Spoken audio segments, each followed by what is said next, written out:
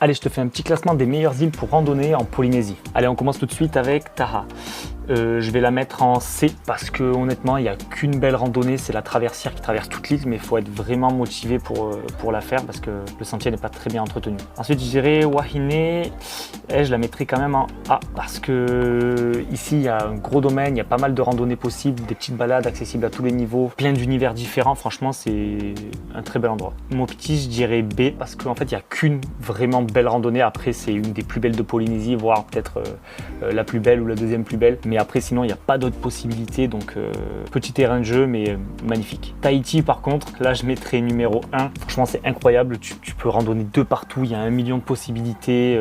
Des cascades, des vallées, des sommets, des arêtes. Franchement, tu peux faire des bivouacs sur plusieurs jours. C'est vraiment le meilleur terrain de jeu que tu trouveras en Polynésie. Ensuite, Moorea. Honnêtement, Moorea, ouais, je le mets au même niveau que Tahiti. Tu ne pourras pas faire de bivouac. Mais par contre, il y a des sacrées ascensions. Là, la petite photo, c'est un petit trou qu'il y a dans la roche. C'est magnifique. Franchement, plein de possibilités à Moorea, c'est incroyable. Bora Bora, je la mettrai en A quand même, parce que c'est un peu comme Mopiti, c'est assez petit, mais il y a quand même pas mal de possibilités. Tu peux aller voir les anciens canons, tu peux monter au mont Hue, qui est vraiment magnifique. Franchement, elle, je pense que c'est la numéro 1 de Polynésie, elle est incroyable. Donc, elle a largement sa place en A. Et Raiatea, je la mettrai aussi en A, parce que franchement, c'est comme Wahine, c'est le même profil. Il y a plein de possibilités différentes et plein d'univers différents en fonction que tu sois au nord, au sud. C'est complètement différent. Là, c'est la crête de Makaranga, tu en as pour 15 minutes. Franchement, c'est magnifique. Donc voilà pour le petit classement. Dis-moi si tu n'aurais pas mis la même chose et abonne-toi, on parle tous les jours de la Polynésie. Ciao!